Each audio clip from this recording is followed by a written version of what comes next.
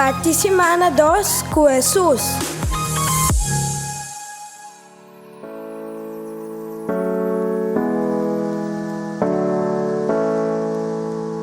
Nossa participação com 1 Tessalonicenses 2, versículo 10 até 13.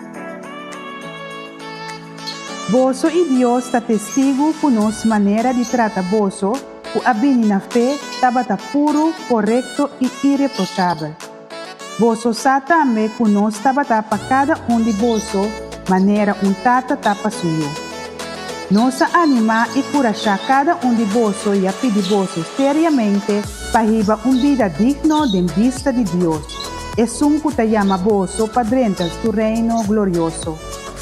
E pensei mesmo nos grade Deus, agradeci Deus sempre, para sombra tempo vosso a receber a mensagem de Deus, foi nos boca, vosso a considerar a verdadeira palavra de Deus e não de gente.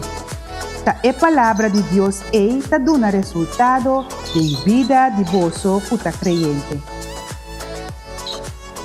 Romana, laga-nos que de acordo com a palavra de Deus, está dando-nos vida e te ajuda-nos para dentro, seu reino glorioso.